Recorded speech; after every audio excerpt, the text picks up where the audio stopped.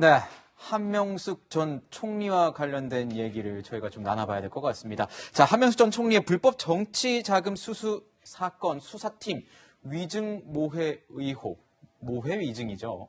그러니까 모해, 꾀를 내어서 남에게 해를 끼치려 한 그런 의혹에 대해서 이 검찰이 뭐라 그럴까요? 논의를 했는데 이 논의에서는 불기소하기로 했다, 무혐의다 이런 얘기가 나왔습니다. 평론가님 좀 정리를 해주셨으면 좋겠어요. 이게 결국에는 건설업자 이제 고 한만호 씨의 동료 재소자들의 증언이 엇갈려서 문제인데 의혹을 제기한 한모 씨는 모해 위증이 있었다. 그러니까 검찰이 재소자들을 대상으로 한명숙 전 총리에게 불리한 증언을 하게끔 훈련을 하고 유도했다 이런 진술을 했지만 또 다른 동료 재소자 김모 씨와 최모 씨는 그런 모해 위증이 없었다고 진술이 엇갈린 부분이에요. 그러니까 잘못 알려진 게 모든 동료 재소자들이 다 모해 위증을 주장하는 그런 상황이 아니었어요. 입장이 엇갈린 상황에서 현재 나온 증거나 물증만으로는 모해 위증임을 입증하기 어렵다는 게 이 대검 부장, 고검장들이 참여한 부장회의의 결론인 것 같고요. 10명이 이제 무혐의 불기소, 2명이 기소, 이 두 사람이 한동수 감찰부장과 이종근 형사부장으로 알려지고 있습니다. 직원 추정이죠. 아직 추정이 되고 정확하게 나온 건 아닙니다. 네. 그런데 그런 보도가 나왔는데 두 사람 다 내가 아니라고 반박을 하진 않고 있어요. 그리고 또 다른 2명은 기권한 것으로 알려져서 과반 이상일 때 표결로 의미가 있는 것인데 사실 과반을 훌쩍 넘긴 압도적인 표결이 불기소가 나오면서요. 정치권에서는 조남관 검찰총장 대행이 박범계 법무부 장관에게 회심에 일격을 했다. 이런 평가도 나오고 있는 상태입니다. 네, 어찌됐든 이런 결론이 나왔고 이제 조남관 검찰총장 직무대행이 이 결론 그대로 유지하기로 하고 법무부에 보고를 했다라고 해요. 변호사님, 네. 박범계 장관이 받아들일까요? 어떻게 보세요? 안 받아들이면 어떡할 건데요? 네. 안 받아들이면 할 수 있는 카드는 뭐냐면, 나 그거는 잘못된 것 같은데, 이거 그냥 기소해! 이렇게 수사지휘 내리는 거거든요. 그쵸. 그러니까 그것도 네. 법상 위법은 아니에요. 근데 애초에 박범계 장관의 속내를 제가 추정할 수는 없지만, 이거를 기소하겠다고 주장한 사람이 누굽니까? 임은정 부장검사입니다. 근데 사실 네. 임은정 부장검사는요, 이 대검 부장의 멤버도 아니에요. 검사장급이 아니기 때문에. 근데 거기에다가 임은정 부장검사의 의견도 꼭 들어라! 요렇게 수사지 했다는 얘기는 그거를 감안하라는 얘기 아니겠습니까? 그럼 박범계 장관의 속내는 이거 기소하는 것이 맞다라는 어떤 생각을 가지고 있다고 우리가 추정할 수 있을 거고. 그런데 박범계 장관이 야 이거 기소해 이렇게 수사지 안 하고 대검 부장에 넘겨봐 왜 이렇게 했겠습니까? 대검 부장의 회의를 통해서 기소 의견이 나오면 아무래도 절차적 정당성 이런 걸 갖출 수 있을 것 같아서 그렇게 한 거 아니겠어요? 근데 박범계 장관의 속내 제가 정확히는 알 수는 없으나 불기소가 압도적으로 나왔습니다. 그럼 여기서 받아들일 수 있는 거, 불기소 의견을 대검 부장의 의견을 받겠습니다라든지 그게 아니면 기소 의견으로 다시 수사지휘하는 건데 기소 의견으로 다시 수사지휘하면 역풍이 만만치가 않을 거예요. 그래서 아마 박범계 장관은 뭐 속내가 아쉬운지 어떤지 제가 알 수는 없으나 대검 부장의 결과 그냥 받아들이는 거야지 뭐 다른 선택지가 있겠습니까?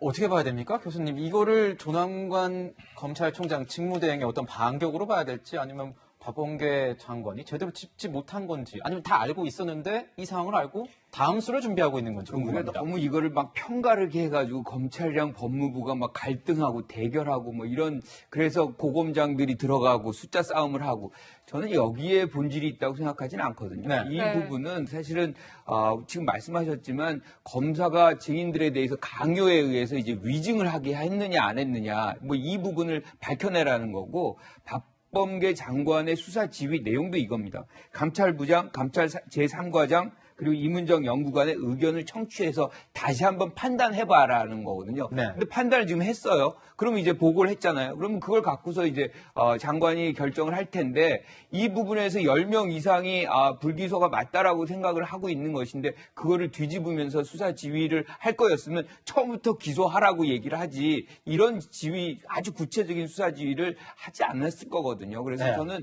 아마 이 상황은 일단락이 되지 않을까 뭐 이렇게 생각을 합니다. 박범계 장관이 어찌됐든 이 상황을 일단락시키기 위해서 어떤 절차적으로 그렇죠. 과정을 밟았다 이런 말씀이시군요.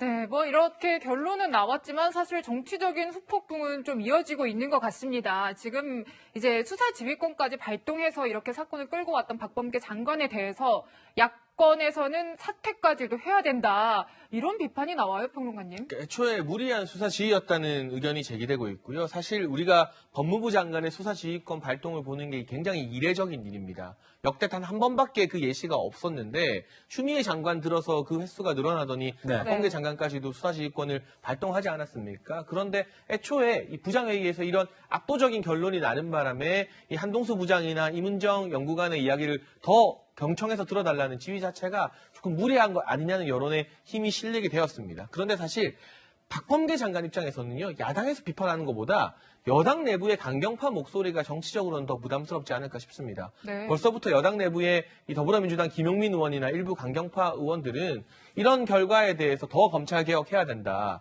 이 한명수 전 총리 사건 이대로 덮지 않겠다는 그런 강력한 의지를 드러내고 있기 때문에 박 장관 입장에서 나도 할 만큼 했다. 수사 지휘하지 않았느냐고 여권에 말할 수 있지만 네. 여권 주류가 왜 그렇게 애매모호한 지휘를 했느냐. 차라리 추미애 전 장관처럼 확실하게 수사나 기소 지시를 하는 게 맞지 않았느냐. 이런 식의 여론이 조성된다면 나름 균형감이나 이 중간 지대를 찾으려고 하는 박 장관의 운신의 폭이 여권 내에서 좁아질 수 있다. 이것이 오히려 박범계 장관 입장에서는 지금 국면에서 더 부담스러운 상황이 아닐까 싶습니다. 네, 민주당이나 여권은 이것이 한명숙 살리기가 아니었다. 이렇게 얘기를 하고 있습니다. 그러면서 오히려 조남관 직무대행이요. 이 뭔가 정치검사가 아니냐 이렇게 얘기를 하고 있습니다. 변호사님. 정치검사라고 봐야 되는 겁니까? 어떤 겁니까? 김용민 의원 참 재미있는 분이에요. 뭐 아까 페북 화면에서도 봤지만 김용민 의원 얘기하시는 건데 법무부 장관 지휘를 사실상 거부한 정치검사 행태에 대해서 조남관 대검찰청 무슨 정치 행위를 했다는 거죠? 지휘가 와서 지휘를 수용하되 그 법에 따르면 그러니까 총장 대행이니까 뭐 고검장급도 거기 이제 부장회의에 참석시킬 수 있으니 이렇게 참석시키겠습니다. 의견 말했더니 장관이 그렇게 하세요. 허락받고 한 거 아니겠습니까? 네. 그래서 한 겁니다. 근데 결론이 김용민 의원이 생각하고 기대하는 것과는 다르게 나왔어요. 근데 저는 김용민 의원이 의정활동할 때 검찰과 법원에 대한 어떤 워딩들 보면 참 이해할 수 없는 게 어떻게 본인이 생각하는 것과 결과가 다르게 다 나오면 정치검사, 정치판사고 검찰과 법원이 문제가 있는 거죠. 예전에 변호사 하신 걸로 알고 있는데 변호사 하실 때 재판 들어가서 재판 지면 다 판사한테 정치판사로 그랬습니까? 검찰 수사받으러 가서 본인 의뢰인한테 불리한 결과라면 다 정치검사로 그랬어요? 일 그렇게 하셨나요? 전 납득이 되지 않는다. 어떻게 본인이 생각하는 결과랑 다 다르게 나오면 그게 법원, 검찰이 문제가 있다. 깔때기처럼 결론이 그렇게 가난하는 거죠. 지금 조남관 대검차장이 본인의 의도 드러난 게 뭐가 있으며 법에 어긋난 거 뭐가 있습니까? 고검장 저기 참석시킨 것도 다 규정에 있는 거고 결국 박범계 장관의 사인을 받아서 한 건데 납득이 되지 않는다. 김용민 의원의 대부분의 이런 말들은.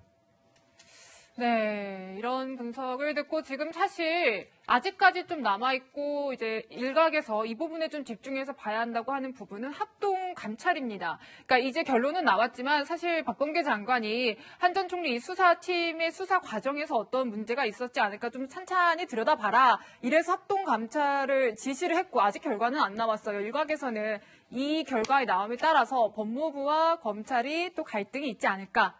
이렇게 봅니다. 교수님 어떻게 보세요? 저는 지금 가장 우리가 주목해야 되는 부분 6천 쪽에 달하는 그 조사 내용이거든요. 네. 그 부분에 대해서 지금 참석자들이 기소라고 볼 만한 어떤 특정한 객관적인 자료들이 존재하지 않는다 또는 부족하다 뭐 이렇게 판단을 한 부분이거든요. 거꾸로 얘기하면 기소를 다시 재결정하려면 그럴 만큼의 어떤 객관적인 어떤 조사 내용들이 거기에 충분히 존재해야 되는데 네. 그럴 만큼의 것들이 없다라고 보는데 이거를 다시 이렇게 해가지고 합의를 해서 올렸는데 장관이 아니다 이거는 다시 합동 조사를 해야 되겠다라고 하기가 굉장히 부담스럽다는 거죠. 그 안에 뭔가가 있다 그러면 그거를 계속해서 조사를 유지하겠지만 그런 가능성은 저는 그렇게 크지 않다고 낮게 바라봅니다.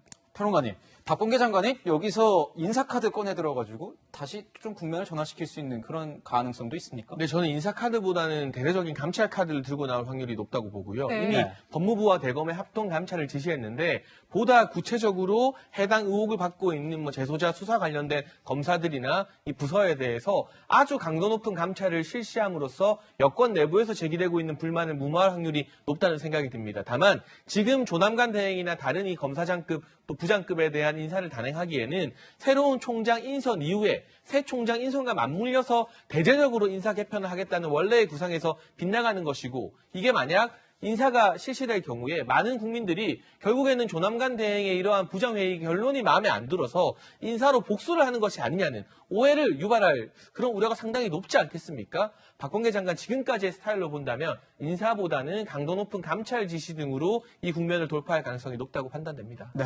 아까 저희가 또 이 하나 말씀 좀 듣고 가야 될 것 같습니다. 교수님.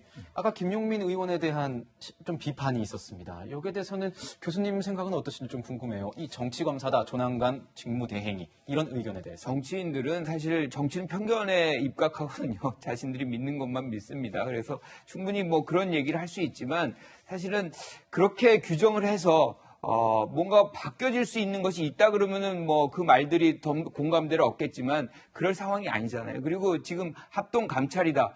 거의 어렵다고 봐요. 지금이 왜 그러냐면 선거 국면입니다. 무리하게 뭔가를 확산시키는 것이 부담스러울 수밖에 없어요. 여권의 입장에서. 그래서 아마 이 수준으로 정리될 가능성이 저는 높다 이렇게 봅니다. 네. 네, 지금까지 무혐의로 의견이 모아진 한명숙 전 총리 모해 위증 의혹 후폭풍 짚어봤고요. 세 분 말씀은 여기서 마무리하겠습니다. 감사합니다.